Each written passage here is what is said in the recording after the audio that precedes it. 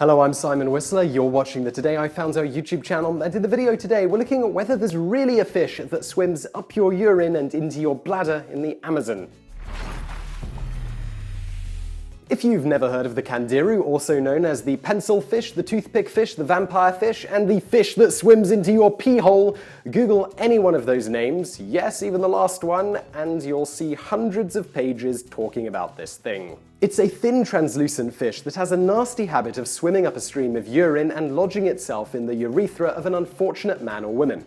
The vast majority of these stories are from men, though. On the surface, this perhaps makes sense, as men have significantly longer urethras than women, 15 to 29 centimeters for men versus an average of only about 4 centimeters for women, making it a tad small for most candiru, which can grow as large as 40 centimeters, although they're usually only a few centimeters. Of course, the fact that there is a very large discrepancy here should be the first clue that this whole thing is a myth. After all, the candiru wouldn't know anything about the length of urethras and presumably would be just as attracted to a woman's as a man's, if at all.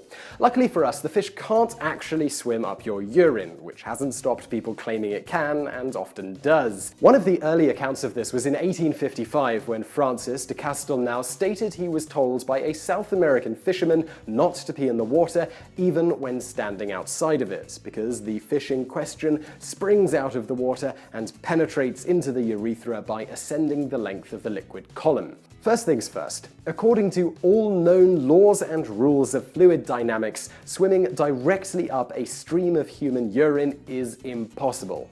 A few naysayers in the comments are going to bring up the salmon as a counter to that point, which, as we all know, is totally capable of making it up waterfalls. For those people, it's important to first note that although salmon can swim against a strong current, when it comes to waterfalls or indeed any vertical obstacle, they jump. And let's be honest, because if there was a fish out there capable of leaping directly into your penis, we'd have dropped a bomb on it the second its Wikipedia article had been finished. As for swimming up your urine stream, not only would the fish have to stay entirely within the stream of urine, fighting against both the force of falling water and gravity, but it would also need the stream to remain intact for the entire journey, which would have to be pretty quick. We don't want to get into too many details, but fellas, if you're able to produce a stream of urine thick enough for a fish to swim up it, you're just tempting fate, because the script for this video was written by a guy with the last name Smallwood. So if the candiru can't straight up boss its way up a stream of your urine while you're taking a whiz, surely that leaves it simply waiting for you to submerge your giggle stick in the water so it can get in that way, right?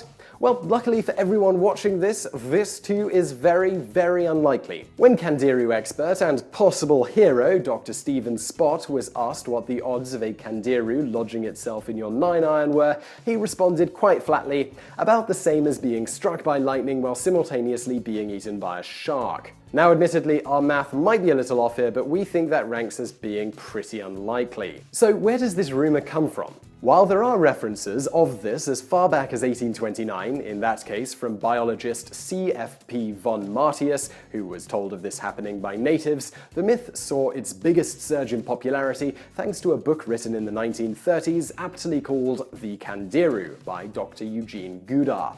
In it, Goudart, like von Martius before him, recounted old tales from South American fishermen, even though said tales were often third-hand accounts of the stories, and no person interviewed had actually witnessed this. It should be noted that he also wrote an article in 1930 published in the American Journal of Surgery outlining why he was skeptical this fish could actually do what natives said it could, namely swim up your urine into your urethra. In terms of the tales themselves, it's largely believed these were either exaggerated or some researchers speculate were the result of piranha attacks. As the locals could probably tell the difference between candiru and the very different looking piranha, another more likely explanation is kidney stones, which, as anyone unfortunate to have had them will tell you, is about the worst pain a human can experience. On that note, there are reports from the Amazon that natives would drink a tea made from the fruit of the kawa tree to dissolve the skeleton of the fish. According to the Yearbook of Urology, printed in 1944, the tea really is effective at combating kidney stones.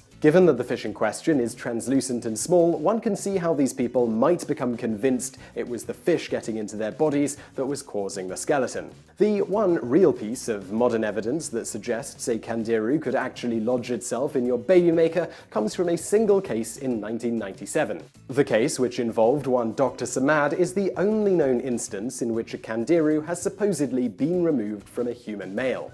The case does seem fairly legit, since the surgery to remove the fish was not only widely covered, but was filmed and photographed too. In this case, the victim in question claimed the candiru jumped out of the water and into his urethra as he was standing up to his knees in the water while peeing. However, although the story was widely reported and is still often quoted on shows about people surviving weird injuries, in which Dr. Samad himself still appears, the corpse of the fish itself was never officially recognized as a candiru, and medical opinion from doctors, not trying to get on TV, agree that it was either a hoax or that the entire legend about the fish is a myth. In fact, the aforementioned biologist, Dr. Stephen Spott, went down to Brazil to investigate the event 2 years later and found many of the claims and evidence presented highly suspicious, not the least of which was the claim that the fish jumped out of the water and swam up the urine stream into the urethra, which simply isn't possible based on fluid dynamics. But wait, there's more. The fish that was supposedly taken from the man's urethra was 11.5 millimeters in diameter.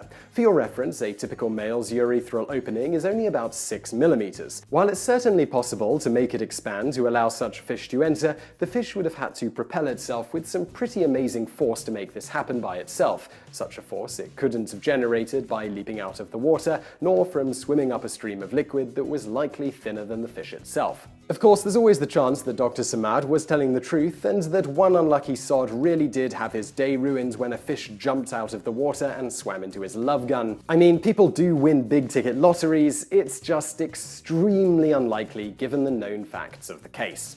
Further, contrary to popular belief, candiru is not attracted to human urine. In fact, a study done in 2001 by Dr. Stephen Spott et al. Showed that the primary way the fish looks for hosts is, in fact, by looking, oddly enough, using their eyes. And while many a man might think his penis is selfie-worthy, I'm guessing that the average candiru isn't so impressed that it feels compelled to jump out of the water to take a closer look. Now, all of that said, for the ladies out there, we've got some bad news. While there has never been a documented instance of a candiru lodging itself in a woman's urethra, there have been a few credibly documented instances of them lodging in vaginas. However, in this case, while no doubt horrifying, it's a fairly simple matter to get the fish out, such as in 1891 when Paul Leconte removed one from a vagina by simply pushing it forward slightly, turning it around, and pulling it out. You push forward and turn it around first so the spines lie flat, rather than cause a bit of damage as they would if you just pulled it out backwards. Bonus fact: the slinky was invented by accident when its creator, marine engineer Richard James, was working at a shipyard designing a device to measure horsepower output on naval battleships. The device required special springs for stabilization, one of which James accidentally knocked off his desk. It fell on a pile of stacked books and then continued onto the floor in a slinky-like fashion. After playing around with it a bit, Richard thought this would make a pretty good toy and got a loan to have several hundred slinkies made and packaged. He then managed to get his invention on the shelves of a local store. No one bought one for several days. Things changed when he went to the store and demonstrated the toy to people as they shopped, resulting in the whole stock selling out within 2 hours, and the rest, as they say, is history. So I really hope you enjoyed that video and hopefully we debunked what seems like an ongoing rumor. If you really did, please do hit that thumbs up button below and don't forget to subscribe for brand new videos just like this every day of the week. Also, over there on the right, a couple of other videos you'll probably enjoy if you enjoyed this one, and thanks for watching.